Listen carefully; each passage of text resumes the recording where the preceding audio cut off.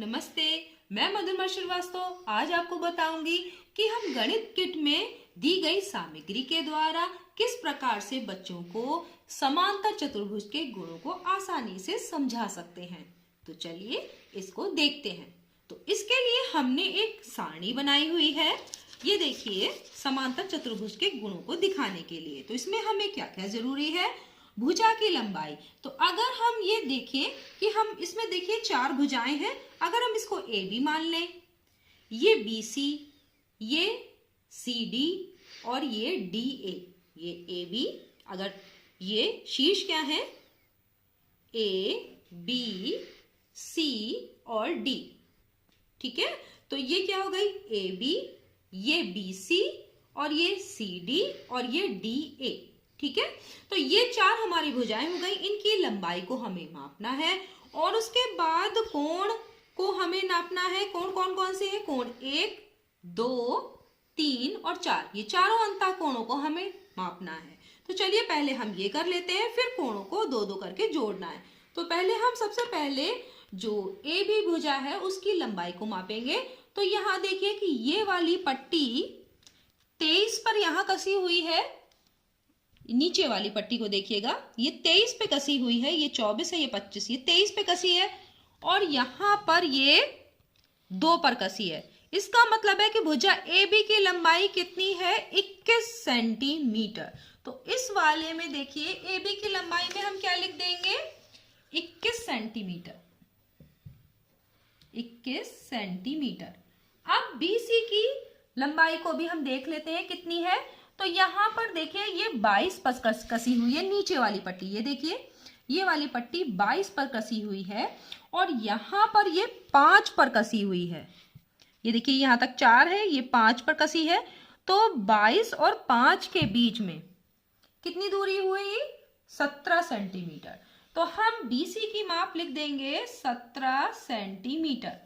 अब CD को देखिए, तो CD में देखिए ये 2 पर कसी है, नीचे वाली 2 पर कसी है और यहाँ पर देखिए ऊपर ये 23 पर कसी है। तो इसका मतलब 2 से 23 के बीच ये CD कितनी है? 21 सेंटीमीटर। अब यहाँ पर देखिए कि ये DA ये कितने पे है? यहाँ पर 5 पर कसी है, ये आप देख पा रहे होंगे, ये 5 पर कसी है और यहाँ पर ये 22 पर कसी हुई है। तो ये कितना कितना अंतर हो गया है? तो ये हो गया हमारा 17 सेंटीमीटर। तो आप यहाँ पर देख पा रहे हैं कि जो ए बी भुजा है और जो CD भुजा है वो क्या है? बराबर है। और जो BC है वो किसके बराबर है? DA के बराबर। ये दोनों भुजाएं आमने सामने के बराबर है और ये दोनों भुजाएं भी आमने सामने बराबर हैं। अब हमें कोण की माप करनी है। तो कोण अगर हम ये 1 मान लें तो 1 यहाँ पर देखिए कितना डिग्री दिखा रहा है। यहाँ पर देखिए चांदे में 10, 0 ये है, 10 है, 20, 30, 40, 50 और ये 60 डिग्री। तो ये दिख रहा है कि ये 60 डिग्री है। तो ये देखिए आपका ये 60 डिग्री है। तो कोण 1 की माप हम लिख देंगे 60 डिग्री। अब कोण 2 को देख लेते हैं।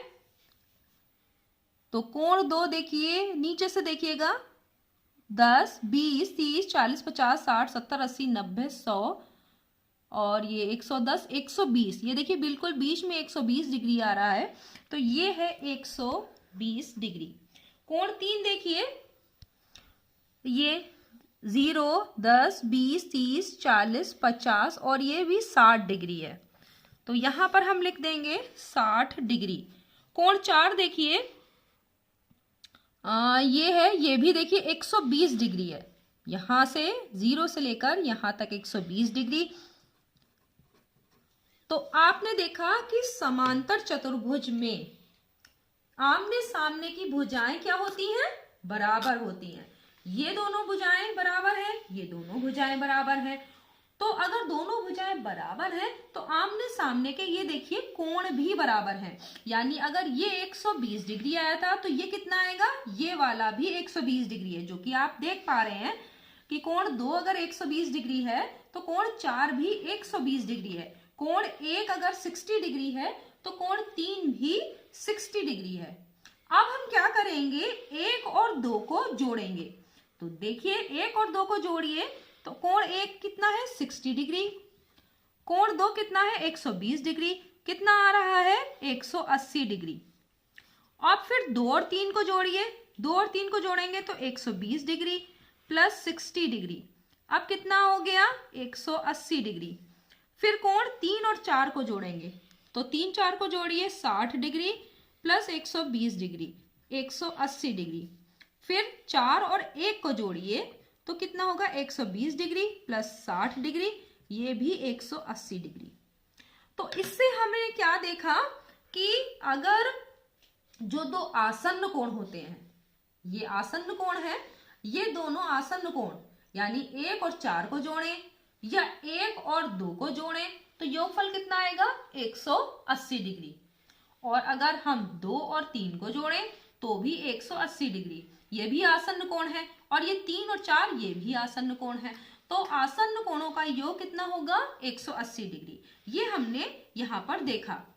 अब अगर हम सम्मुख कोणों को देखते हैं तो सम्मुख कोण कौन से हैं, यानी एक तरफ मुंह किए हुए, ये कौन से हैं 1 और 3। सम्मुख कोण क्या है बराबर है, आप यहाँ पे देख पा रहे होंगे 1 और 3 सम्मुख कोण है जो बराबर है 60-60 डिग्री है, और ये दोनों जो 2 और 4 हैं ये भी सम्मुख कोण है और ये भी बराबर है 120-120 डिग्री। तो आपने इस सारणी से क्या निष्कर्ष निकाला, क्या सीखा कि एक समांतर चतुर्भुज में जो आमने सामने की भुजाएं बराबर होती हैं और समांतर होती हैं। ठीक है, तो यहाँ पे आप देख पा रहे हैं कि आमने सामने की भुजाएं बराबर हैं और समांतर हैं।